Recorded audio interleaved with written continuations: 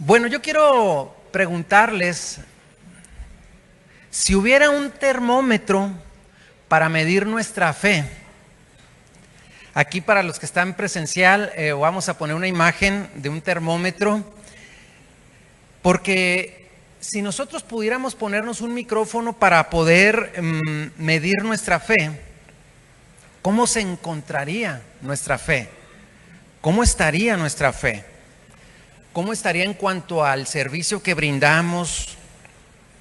¿Cómo estaría en cuanto a lo que damos?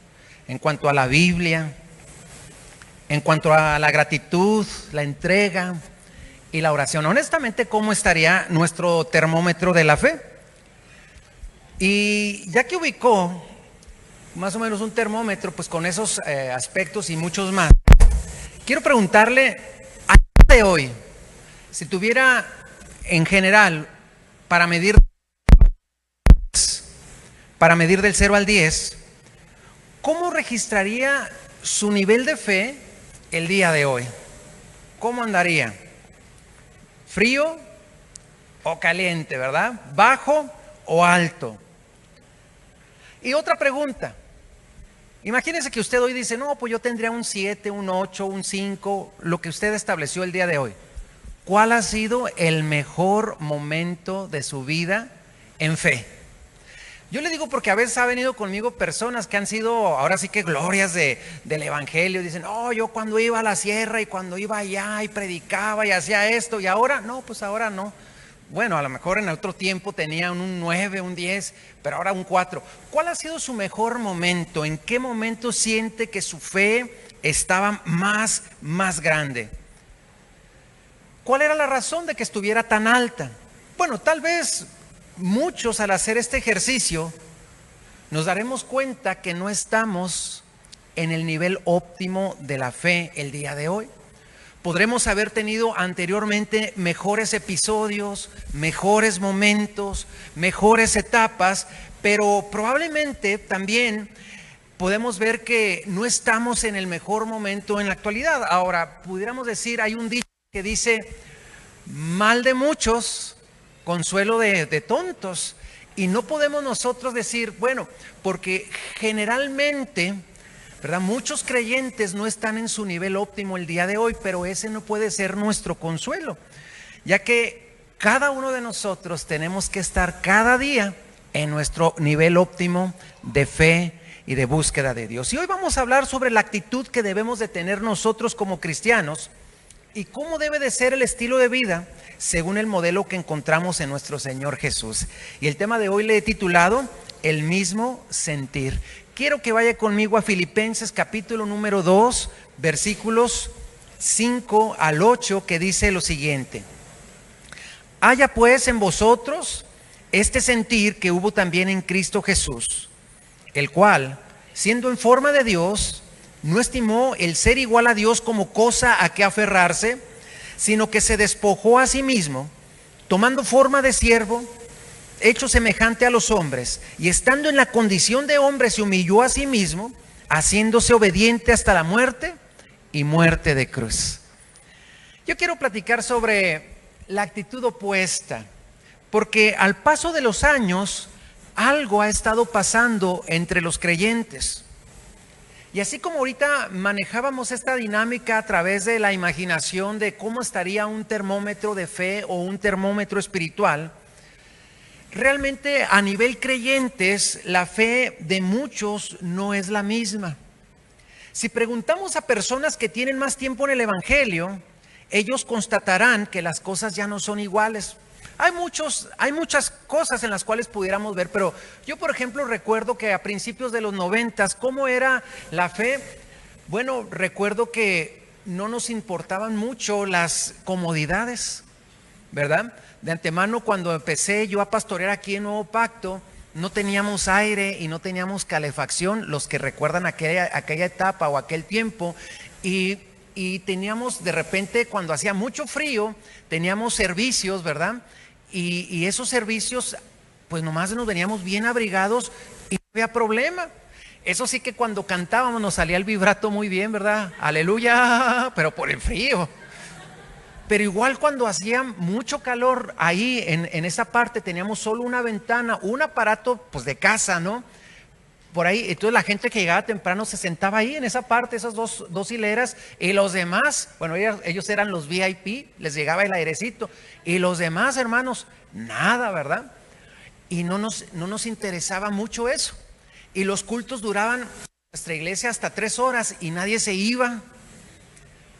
Y había otras iglesias que duraban hasta 5.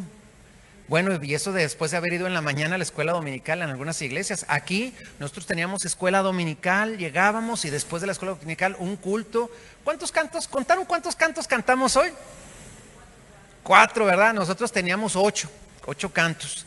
Y las predicaciones, a veces pensamos que entre más largas, más poderosas, ¿verdad? Y nos aventamos 3 horas. Ahora, probablemente el tiempo no nos hace más creyentes o no, o más hombres y mujeres de fe, pero a lo que voy es de que lo que denotaba, independientemente de que ahora 4 cantos no nos hacen menos alabar al Señor que antes, lo que sí denotaba es que antes teníamos una búsqueda por Dios, y de repente aún pasa en nuestra iglesia, en muchas iglesias vemos que las personas hemos buscado más la comodidad, nos gusta más lo que es a lo mejor más práctico, pero eso en deterioro de nuestra búsqueda, porque lo de menos es bajar el tiempo de un culto. Pero si así como bajamos el tiempo de un culto, bajamos nuestra vida devocional, nuestra asistencia a la iglesia, nuestra actitud de servicio y otras cosas, entonces eso más bien denota no solamente bajar el tiempo de una reunión, sino también está hablando de que nuestra espiritualidad no está en el nivel óptimo, y lo hablo en términos generales. Es cierto que ha habido cambios positivos al paso de los años. Por ejemplo, la propagación del evangelio es más eficiente.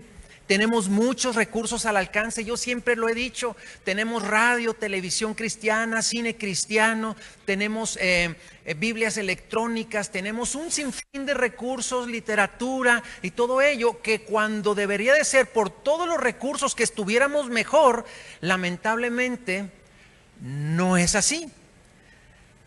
Hay muchos aspectos negativos que se han ido dando en decremento de la fe de muchos. Y esta baja en la fe y en las prácticas cristianas es un fenómeno complejo y que tiene múltiples causas. Esta dilución se está manifestando de varias formas. ¿Cómo lo podemos ver? Tenemos muchos recursos, como lo acabo de mencionar, pero ¿cómo podemos ver que en general no estamos en nuestro momento más óptimo? En primer lugar, la menor adherencia a los principios bíblicos. Ya los principios bíblicos a veces no son tan importantes como lo pudieron llegar a haber sido en algún tiempo. La participación menos activa en la vida de la iglesia. Pues sí voy a ir, pero no me voy a involucrar demasiado. La reducción en el compromiso personal con las prácticas espirituales. ¿A qué nos referimos? ¿Cuánto tiempo oramos? ¿Cuánto tiempo leemos la Biblia? ¿Cuánto tiempo ayunamos? Por mencionar esas. Entonces, en este contexto actual es bueno observar el mensaje que el apóstol Pablo le da a los creyentes de Filipos.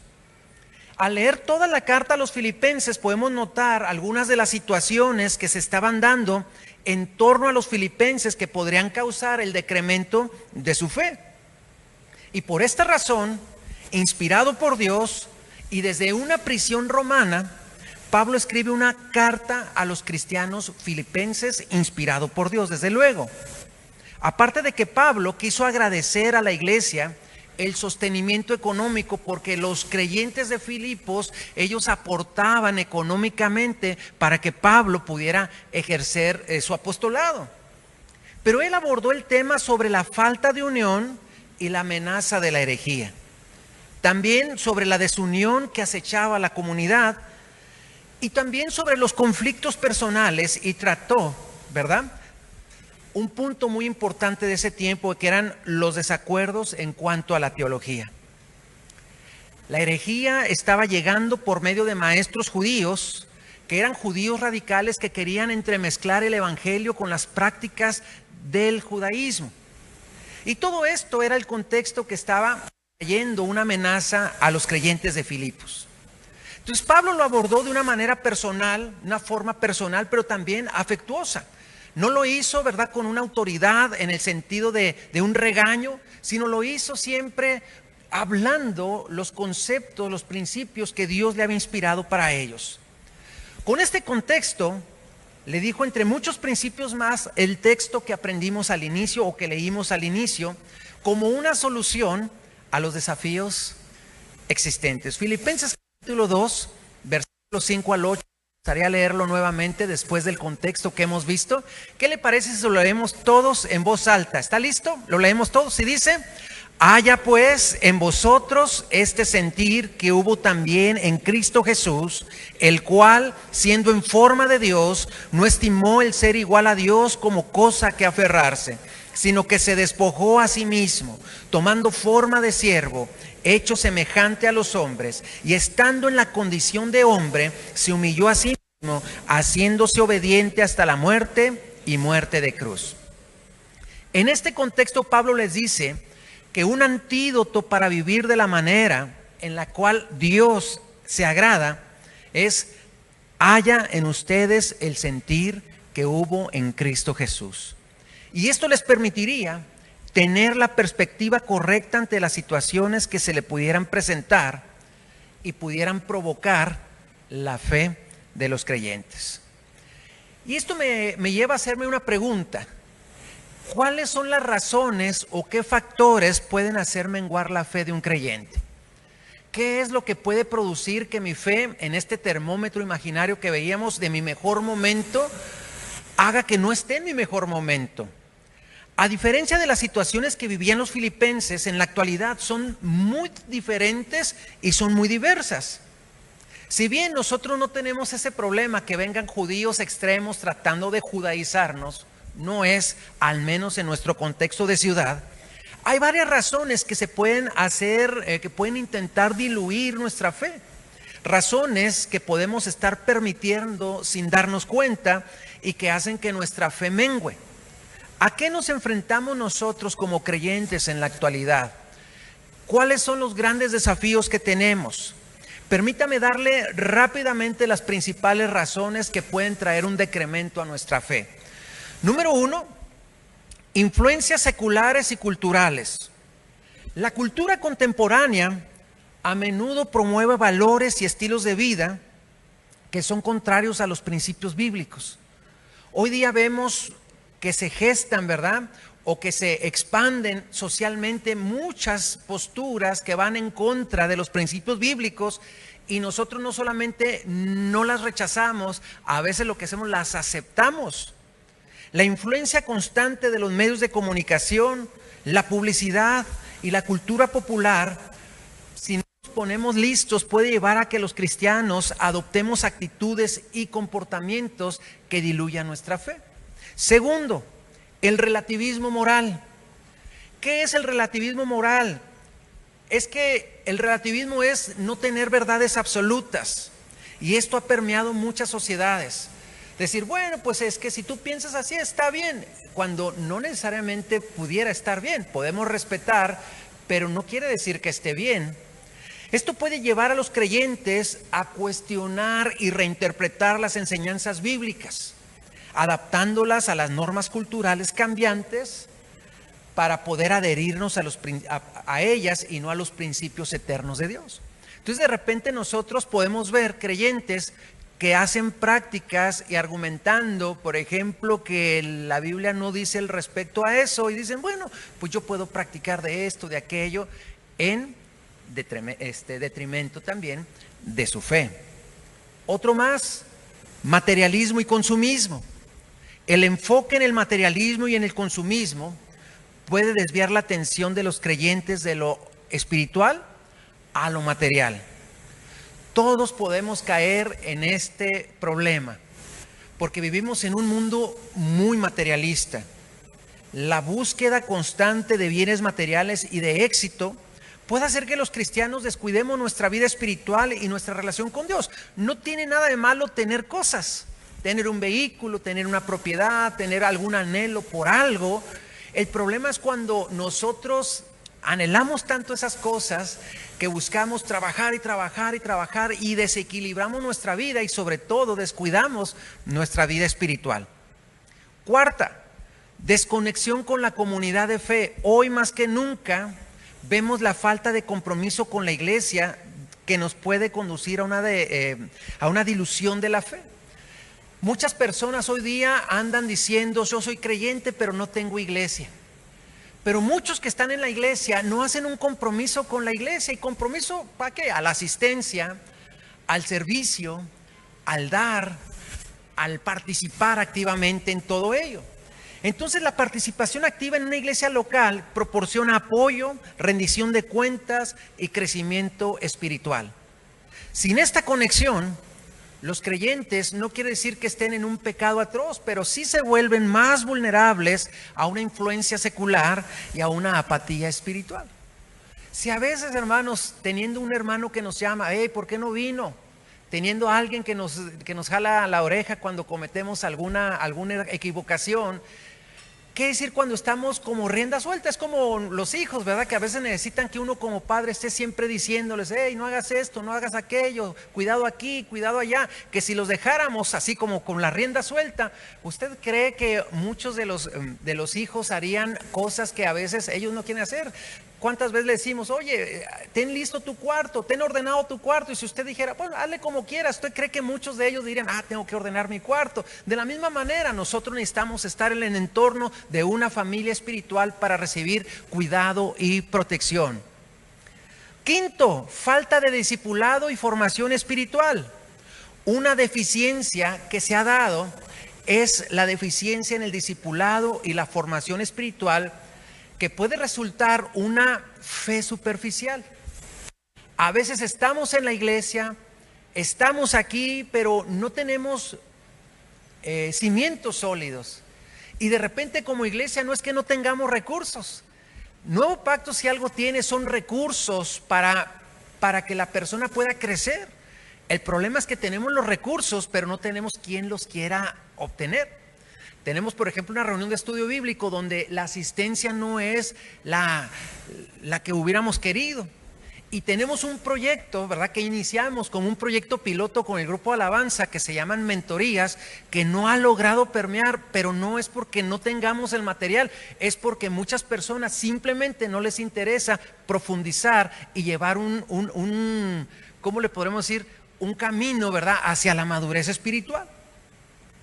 Entonces los creyentes que no son instruidos adecuadamente en las doctrinas bíblicas y que no desarrollan una vida de oración y estudio de la palabra, pueden encontrar difícil mantener una fe robusta en medio de los desafíos. Y vienen, ahorita por ejemplo que cantábamos la primera canción, decía, canta un aleluya, y no me la sé, pero decía, cuando las cosas van mal. ¿Cómo dice? Levanta un aleluya. En medio de oigan, me sentí Luis Miguel. ¿Cómo dice? Levanta un aleluya en medio de la ansiedad, de todo, ¿verdad? La pregunta es, en serio, hermanos, en serio, ese canto, cuando viene un problema, nosotros levantamos un aleluya o nos quejamos. Y la verdad es que a veces lo cantamos, pero no lo vivimos. Cuando en realidad nosotros tenemos que tener bien fundamentadas nuestras creencias en la palabra de Dios. Porque esto trae lo sexto, confusión doctrinal, la proliferación de diversas enseñanzas y doctrinas, a veces contradictorias, pueden llevar a la confusión y a una dilución de la fe. De repente se meten enseñanzas que van en contra, ¿verdad? Porque desde enseñanzas como Dios no quiere que sufras, cuando en realidad la Biblia dice, sí, puedes sufrir y a pesar del sufrimiento, Dios sigue completando su obra en nosotros. Entonces la falta de enseñanza bíblica sólida y consistente puede dejar a los creyentes desorientados y más susceptibles a adoptar creencias que no son bíblicas. 7. Presión social y persecución. En algunas regiones, la presión social y la persecución puede hacer que la fe se vaya diluyendo para evitar conflictos o persecución. Nosotros tenemos la gran bendición que no somos perseguidos. Nosotros podemos libremente manifestar nuestra fe, pero nosotros estamos hablando de la persecución que pudiéramos tener. No necesariamente es que nos quieran hacer daño por ser cristianos, más bien, ¿cuántos de nosotros pudiéramos comprometer principios fundamentales para encajar mejor en un entorno social? Octavo, comodidad o acomodación. Y la comodidad puede ser algo que afecte nuestra fe. En tiempos de prosperidad y tranquilidad puede haber una tendencia a depender menos de Dios y a priorizar menos las cosas de Dios. En una ocasión estaban 3 de los discípulos más cercanos y de repente tienen una gran revelación. El Señor Jesús cambia, ¿verdad?, su forma, que se figura, y en ese momento Elías y llega Moisés y tienen esa revelación estos 3 discípulos, y lo que ellos dijeron, le dicen: Señor, hagamos 3 enramadas o 3 como tiendas de campaña con ramas, por así decirlo, para que estemos aquí, para que ustedes estén aquí y nosotros poder contemplarlos. Cuando el Señor Jesús les dijo: no, es necesario ir allá y cumplir, que en este caso, el propósito de Dios. Pero ¿qué pasa cuando reciben el Espíritu Santo después del Pentecostés los creyentes? Ellos se quedaron en Jerusalén, ellos querían predicar bajo la comodidad de Jerusalén. Y después de Hechos capítulo 8 vemos que empezó una gran persecución, y esta gran persecución hizo que se diera una diáspora por todos los lugares, y es donde empezó, a través de la persecución, empezó a cumplirse el mandamiento de ir por todo el mundo y predicar el evangelio a toda criatura, o ser testigos en Jerusalén, Judea, Samaria y hasta lo último de la tierra. Si no hubiera habido la persecución, probablemente ahí se hubieran quedado muy a gusto, ahí en Jerusalén. Otra de las razones que diluye nuestra fe, o que puede diluir nuestra fe, es el impacto de la tecnología y las redes sociales. La tecnología y las redes sociales, aunque tienen muchos beneficios, también puede distraer a los creyentes y fomentar la cultura de la superficialidad. Miren, nosotros, por ejemplo, hoy estamos transmitiendo en el radio y a través de las redes sociales. Nosotros lo hacemos con la intención de alcanzar personas que por una razón no pueden estar aquí. Pero ¿cuántas personas simple y sencillamente dicen: mejor no voy y me quedo aquí en casa y pongo mis pies en agua caliente y le echo frescapié, lo que usted quiera, por la comodidad? ¿Qué beneficios? Bueno, no ofrendo, nadie me va a preguntar nada, nadie me va a invitar a servir como mujer. O sea, y la verdad es que a veces nos acomodamos, decimos: prefiero la comodidad. Y así, hermanos, a través de la comodidad, nosotros empezamos a dejar de experimentar la bendición de servir y la bendición de la comunión.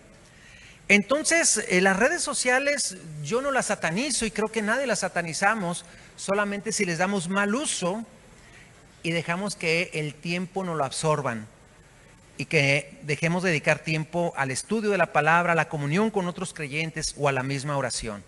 Y el décimo, o la décima razón, pudiera ser el individualismo. Una cultura de individualismo puede llevar a los cristianos a ver su fe como una experiencia privada, una experiencia personal, en lugar de tener una experiencia que se vive en comunidad. Y esto puede reducir el sentido de responsabilidad y de rendición de cuentas hacia la comunidad de la fe. Entonces, todo esto son factores que se están dando en nuestra sociedad, que pudieran estar afectando nuestra iglesia, nuestra vida y otras congregaciones.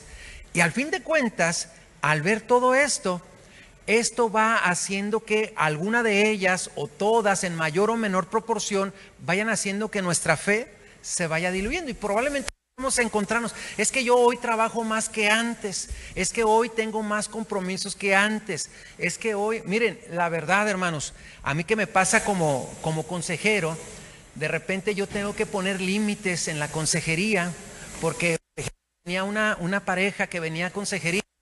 Mire, la verdad, esto me pasaba. Salían de consejería, a veces yo me sentía en la consejería, me sentía la señorita Laura, ¿verdad? Porque se me peleaban y luego se me iban.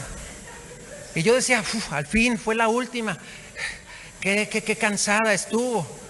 Me subí al carro y ya estaba recibiendo yo mensajes: oiga, fíjese que mi esposo no se está poniendo aquí, que allá. No, hombre, hermanos. Entonces yo le decía: si quiere la próxima sesión, lo vemos. Y ya cuando yo le puse el límite, pues le hablaba a Imelda, hermanos, le hablaba y le decía a mi secretaria, le decía: hey, hermana, y le empezaba a decir, ella pues ni sabía de qué habíamos abordado los temas. Entonces vemos que ahora el celular, hermanos, no solamente este tipo de conflictos, pero muy noche. ¿Cuántos? Bueno, no voy a preguntar cuántos porque yo sé los que somos de 40, 50, 60, que tuvimos nuestra novia, nuestro novio. ¿Cómo hablábamos con nuestra novia o con nuestro novio, hermanos? ¿Hablábamos a un teléfono celular o no? ¿O hablábamos a un teléfono de casa? ¿Hasta qué horas hablaban o tenían permitido hablarle a la novia? Hasta las 9. Y con el temor de que uno hablara y contestara el Señor, bueno, Señor, está su hija. ¿Quién la busca? Oh. ¿Se acuerdan o no se acuerdan? ¿Cuál era el límite? 8, 9 o no la ande molestando que está estudiando. Vámonos. No tiene tiempo ni permiso. ¿Y ahí qué hacíamos nosotros? Ni modo. Pero ahora ¿a poco no podemos llegar a las 12 de la noche, a la 1 de la mañana? Hola, guapa, ¿cómo estás? Ay, muy bien, guapo. Podemos llegar a cualquier hora, pero deje usted en las relaciones interpersonales. ¿Cuántos nos podemos llevar trabajo a la casa? ¿Cuántos tenemos tal vez un celular del trabajo y que tiene que ser 24/7? ¿Cuántos? Entonces, todo este tipo de situaciones que no necesariamente son malas, pero se pueden ir complementando y que nuestra fe se vaya sin querer queriendo, si ustedes quieren, se vaya viendo. ¿Cuál es la instrucción? Y el Señor nos dice a través del apóstol Pablo, tengan el mismo sentir que hay en Cristo. El pasaje de inicio nos dice que debe haber en nosotros el mismo sentir que hubo en Cristo. El mundo que a menudo nos dice que la felicidad se encuentra en acumular y recibir. Vemos que la palabra de Dios nos desafía a encontrar la verdadera bendición. ¿Y cuál debe de ser? Apartar los tiempos y tener los tiempos para dar y para servir. Cuando hablo de dar, no estoy hablando solamente de dar ofrenda, que es bueno también dar ofrenda, ¿verdad? Es bueno que seamos generosos, pero eso es solamente una parte. Tenemos que dar y dedicar tiempo para el Señor, para congregarme, pero para buscar al Señor diariamente. Entonces, ¿qué acciones debemos tomar para que nosotros podamos enfrentar la situación? Bueno, quiero ver 5 acciones que deberemos tomar para estar en un mejor nivel de fe. Número 1, la actitud de Cristo. Y Pablo comienza este pasaje instándonos a adoptar la misma actitud que tuvo Cristo Jesús. ¿Qué actitud es esta? Una actitud de humildad, una actitud de servicio y una actitud de sacrificio. Y Jesús, aunque es Dios, se aferró a la posición divina. Nosotros podemos usar lo que aún con todos los desafíos y todas las demandas que este nuevo mundo, esta nueva forma de ver la vida en que nos encontramos inmersos, nosotros tenemos que dedicar un tiempo, encapsular momentos para buscar al Señor. Él se despojó a sí mismo, tomando la forma de siervo y haciéndose semejante a nosotros. Y este acto de humildad es el fundamento de nuestra comprensión de lo que significa verdaderamente dar. Entonces, ¿qué tenemos que hacer? Entender que tengo que despojarme del yo, ¿verdad? Yo tengo tal vez una influencia, tengo una personalidad, tengo muchas cosas que he logrado. Tal vez ustedes y yo, cada quien tenemos nuestros estudios, nuestros trabajos, y aun cuando tenemos un ritmo tan acelerado, tenemos que despojarnos de esas cosas en ocasiones para buscar a Dios, para servir al Señor y para estar en su propósito. Por eso lo segundo es despojarnos a sí mismo. Jesús se despojó a sí mismo. Y este es un concepto radical en nuestra cultura que a menudo nos dice que debemos aferrarnos a nuestros derechos y a nuestros privilegios. Hoy día, ¿verdad? Se usa mucho que yo tengo que preocuparme de mí nada más, pero en realidad, hermanos, Dios nos hizo para estar no solamente aislados, sino tenemos que vivir en comunidad. En comunidad, por eso Dios nos puso a que estuviéramos como iglesias, como familias espirituales. Nuestro Señor Jesús, sin embargo, renunció a sus derechos y se hizo vulnerable. Y al hacerlo nos muestra que el verdadero dar implica sacrificio. Cada persona que se involucra en el servicio a Dios tendrá que sacrificar algo, porque si no está dispuesto a sacrificar algo, no podrá servir, porque el servicio es sacrificial. Cualquier servicio que usted haga, si usted quiere predicar, tendrá que prepararse. Si usted quiere ministrar en la alabanza, tendrá que ensayar y perfeccionar su ejecución musical o vocal. Si usted quiere ser maestro de niños, usted tendrá que también prepararse para ese fin. Todos los ministerios, diaconado, ujieres, producción, en fin, todos requerirán un esfuerzo adicional, un sacrificio. Por eso tenemos que aprender que la vida cristiana tiene que ver con despojarnos. Tercero, tomando forma de siervo. Nuestro Señor Jesús no solamente se despojó a sí mismo, sino que dice que tomó la forma de siervo. En Juan capítulo 3 vemos a un Señor Jesús lavando los pies de sus discípulos. Un acto que simboliza su total entrega al servicio. Para nosotros, seguir su ejemplo significa buscar activamente maneras de servir a los demás, poniendo sus necesidades antes que las nuestras.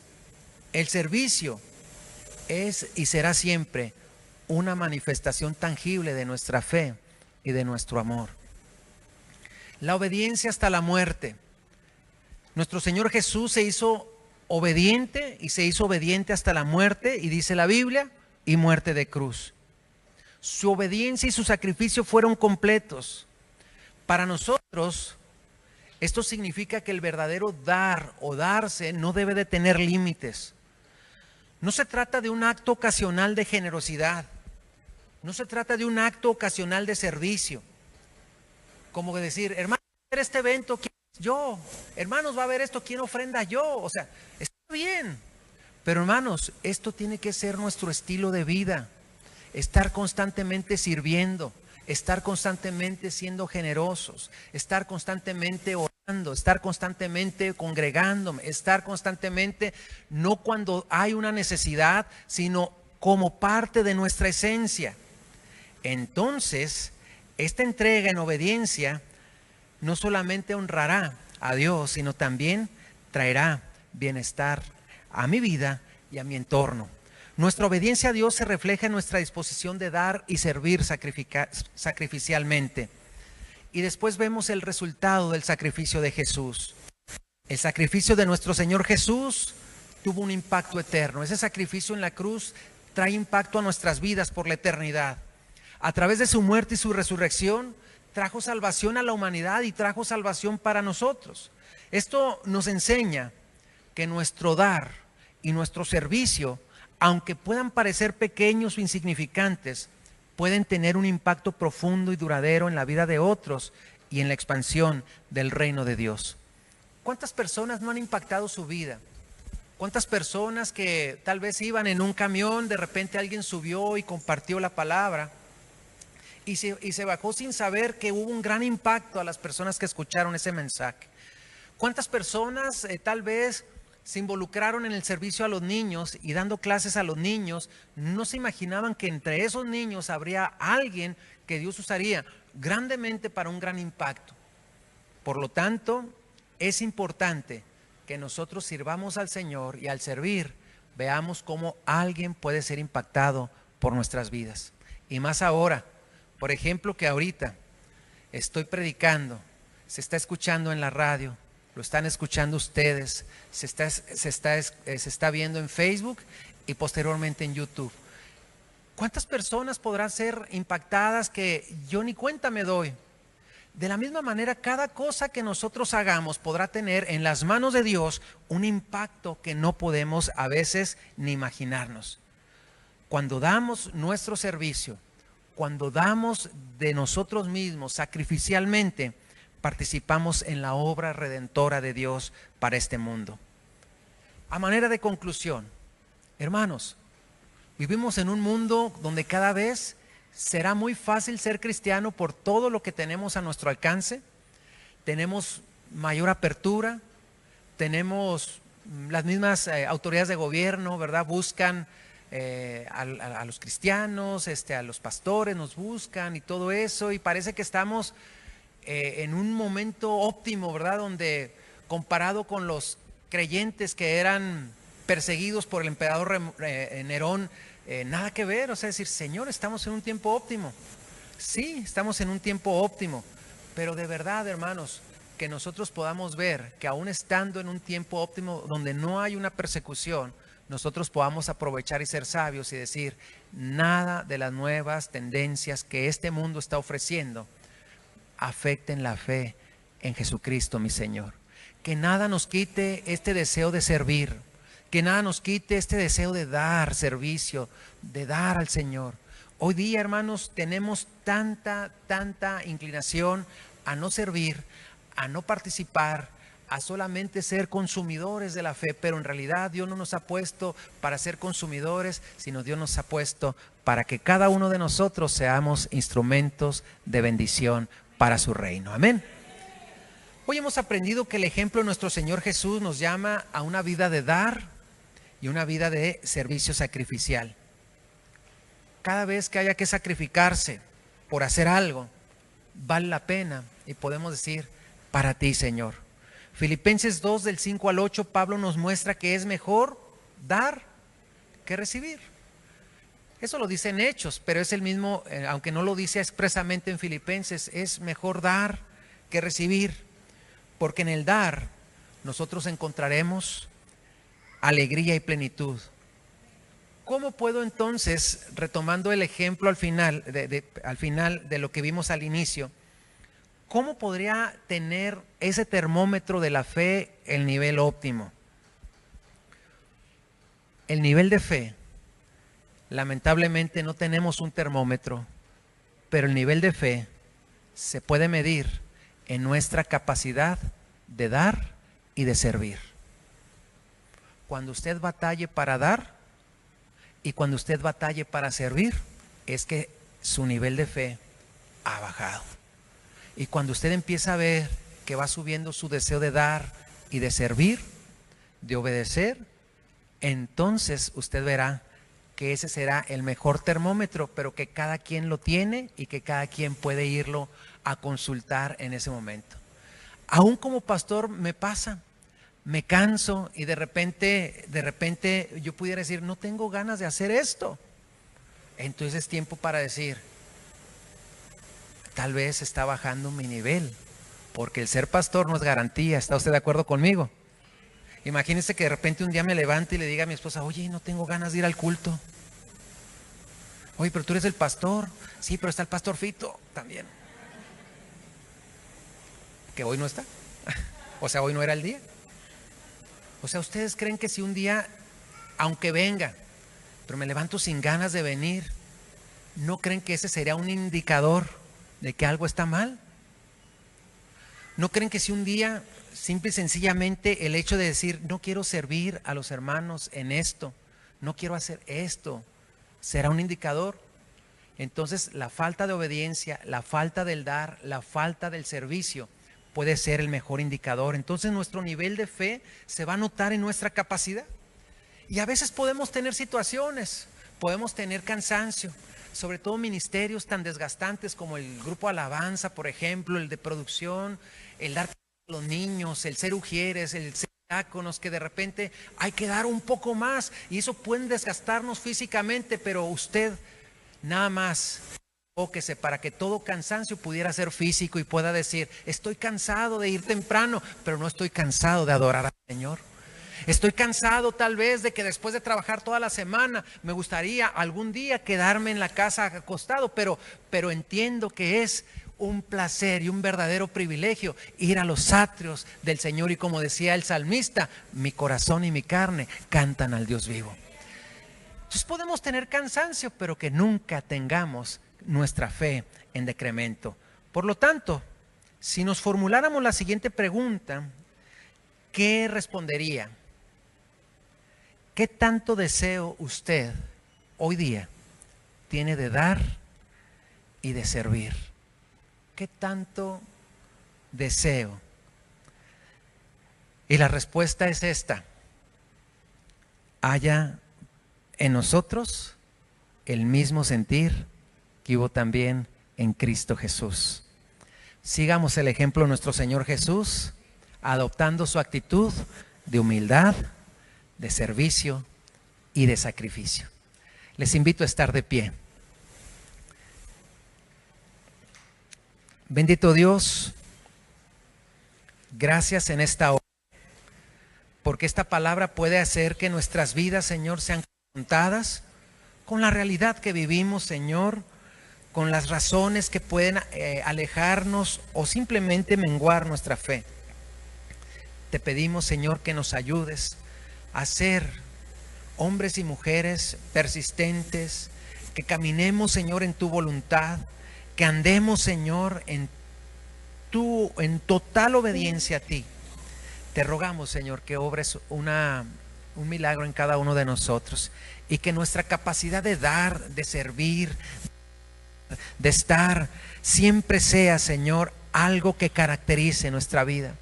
Que nunca nos sintamos, Señor, oxidados espiritualmente, que nunca tengamos un desánimo que nos impida servirte con alegría, sino que siempre podamos estar en el nivel óptimo para poder servirte en un nivel óptimo de la mejor manera para ti. En el nombre de Jesús.